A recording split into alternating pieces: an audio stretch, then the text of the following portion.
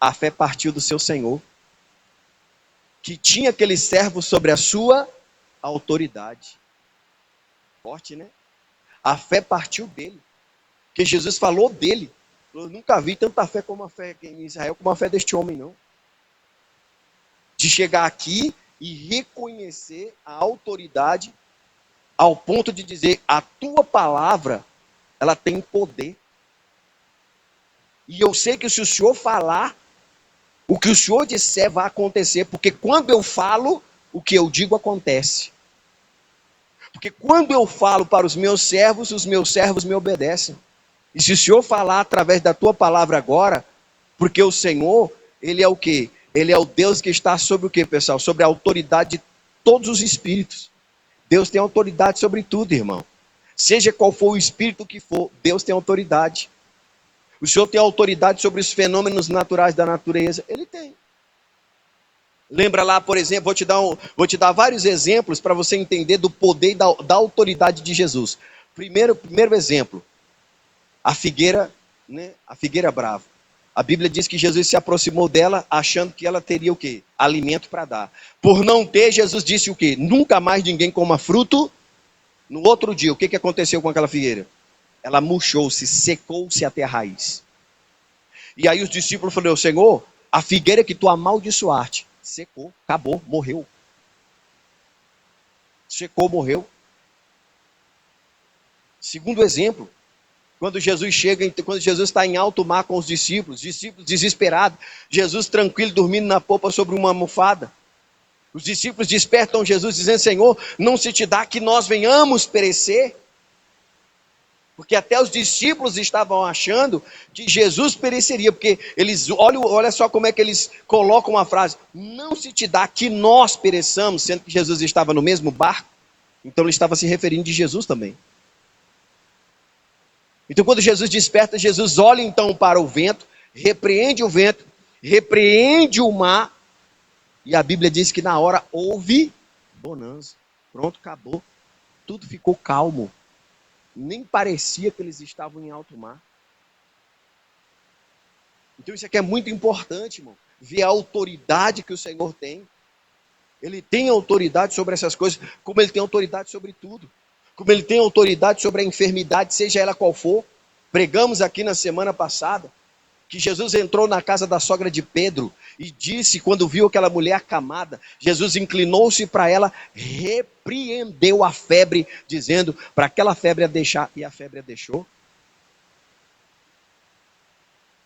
Mas também Jesus pegou e falou com o leproso, aonde a lepra também a deixou, quando Jesus pegou e disse para o leproso, quero ser limpo agora. E a Bíblia diz que imediatamente a lepra deixou o homem ficou purificado. O cego Bartimeu, que não enxergava, chegou para Jesus e disse, Senhor, eu quero ver. E Jesus pegou e disse, a tua fé te salvou, vê agora. E o cidadão foi lá, enxergou.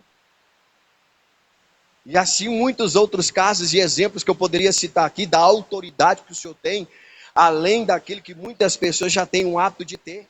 E esse homem simplesmente sabia que neste nível ele não podia chegar. E ele contou com Jesus e creu, porque ele disse, Senhor, libera a palavra, porque no mundo espiritual, o Senhor nem precisa ir lá, a tua palavra vai. Porque o negócio aqui é na atmosfera espiritual. Olha o entendimento desse homem. Senhor, o negócio aqui é no mundo espiritual. Libera a palavra, que no mundo espiritual a coisa vai acontecer. Porque Jesus se disponibilizou aí, sim ou não? Jesus disse, eu irei, eu quero entrar lá, olhar para ele, tocar nele. Ele falou, não precisa não, Senhor. Primeiro, porque eu não sou digno de receber o Senhor na minha casa. Segundo, porque eu sou um homem de autoridade e conheço quem tem autoridade. E a sua autoridade vai além da minha. Então libera a palavra que no mundo espiritual o milagre vai acontecer. E Jesus pegou para confirmar isso. Disse, eu nunca vi uma fé tão grande como a deste homem. Estou esperando até hoje que aconteça o que aconteceu. Então Jesus fez isso acontecer. E isso aqui é importante. Que nós precisamos aprender a ter esse entendimento. Olhar para Cristo. Mas como eu falei, a lição que a gente aprende aqui é sobre o servir. Porque olha que coisa interessante, diz para nós aqui. Vamos agora para Marcos. Segura onde você está, vamos lá em Marcos. Depois eu volto aqui para terminar. Marcos capítulo 9. Marcos capítulo de número 9.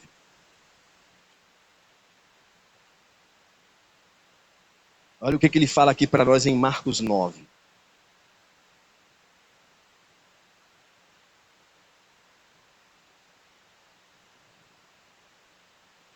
Versículo 33. Marcos 9, 33. Olha o que aconteceu aqui, ó. Diz assim o versículo 33. E chegou a Cafarnaum, e entrando em casa, perguntou-lhes: que estáveis vós discutindo pelo caminho? Mas eles calaram-se, porque pelo caminho tinham disputado entre si qual era o quê, pessoal? Qual era o maior. E ele, assentando-se, chamou os 12 e disse-lhes: se alguém quiser ser o primeiro, será o quê, pessoal? O derradeiro de todos. E o servo de quê, pessoal? E o servo de todos. Então o Senhor está dizendo aqui que se nós queremos ser o maior, o primeiro, nós temos que ser o servo de todos. Nós temos que ser o servo de todos. Nós temos que ser servo, aquele que vai servir com o quê? Com alegria.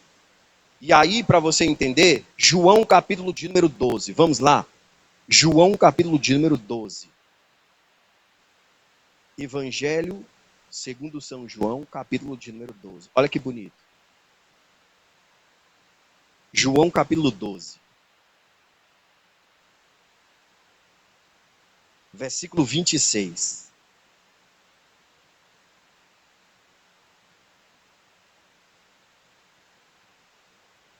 Diz assim, presta bem atenção, o que é que ele está dizendo? Se alguém me serve, está falando de servir, se alguém me serve, faça o que, pessoal? Siga-me. Então, se eu sou servo, e aqui onde é que está o segredo também, olha que bonito. Por que aquele homem fez o que ele fez por aquele servo? Porque ele não era só servo. O que ele era, o que ele fazia mais? Ele era servo e seguia o seu senhor. Ele não era aquele servo que fazia as coisas resmungando. Ele não era aquele servo que fazia as coisas de forma relaxada. Eu estava falando hoje com um irmão, né, que ele está começando ali, né, o seu trabalho, né, é o seu primeiro emprego de estagiário. E aí eu estava dando um conselho, né, conselhos para ele a respeito disso. Eu falei assim, amigo, se você quer ser grande, se você quer chegar e ter reconhecimento, aprenda a servir com excelência. Servir com excelência não é fazer as coisas de forma relaxada, reclamando, murmurando, simplesmente desdenhando, não dando a devida atenção, fazendo de qualquer jeito. Estava falando para ele, se você quer ser reconhecido de uma forma excelente, aprenda a servir com excelência.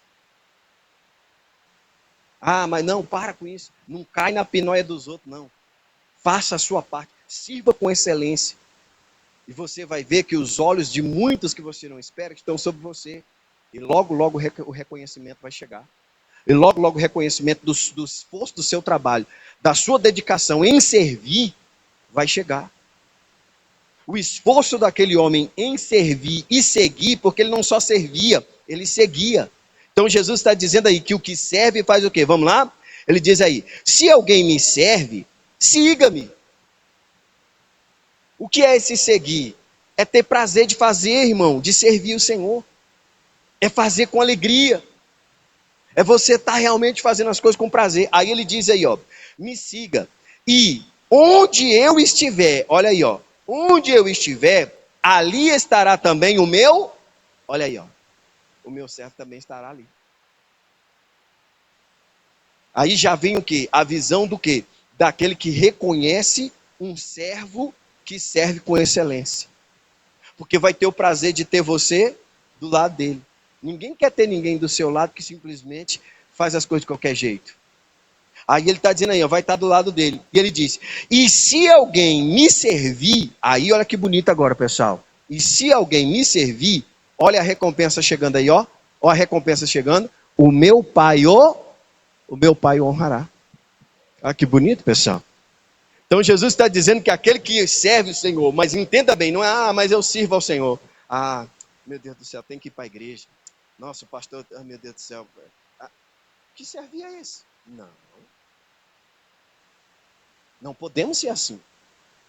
Deus está vendo. Se alguém me serve, siga-me, tem que ter prazer, alegria. Opa, não, que coisa boa. É motivar a outros a terem o mesmo prazer. É mostrar para os outros a alegria, realmente, de você dizer, poxa, eu quero servir esse Deus que você serve. E aí o texto diz, é claro, que se você fizer isso, você vai estar com ele. Se alguém me serve, me siga-me. E onde eu estiver, ali estará também o meu servo. E se alguém me servir, ó que lindo, isso aqui é lindo demais, irmão. O meu Pai o honrará. O meu Pai o honrará. Então preste atenção, estava falando de alguém que servia. O centurião, o servo do centurião, tornou-se o que para aquele centurião? Ou seja, o centurião tornou-se o que para aquele servo? Pai. Consegue entender agora? O centurião, que era senhor, comandante e mandava naquele servo, se tornou pai dele, porque ele honrou aquele homem. Opa, foi até Jesus, deixou seus afazeres, largou tudo que estava fazendo, chegou até Jesus e disse, Senhor, libera uma palavra que meu servo está lá. E eu preciso que o meu servo seja curado, porque é um bom servo. Ele é um bom servo, ele me serve com excelência, ele faz com excelência. Então, Senhor, ele não merece viver doente, ele não merece viver enfermo, ele não merece viver naquela situação não, Senhor. Eu vim aqui para honrá-lo. Eu vim aqui realmente para mostrar que ele merece o melhor, Senhor. Então libera uma palavra de vitória agora, para que este servo seja abençoado. Querido, Jesus não mudou. Nós servimos a ele, mas não se esqueça que ele também é nosso Pai. Não se esqueça que ele é o nosso Deus, e ele está aqui para honrar aqueles que servem ao Senhor com alegria. Então, seja qual for a tua necessidade, como aquele centurião, você também será honrado pelo Senhor. Vamos voltar lá só para a gente finalizar. Olha que bonito diz lá, então, volta lá. Mateus capítulo 8. Volta, a gente ora para orar agora. Mateus 8. Aí ele diz, olha que coisa bonita. Versículo de número...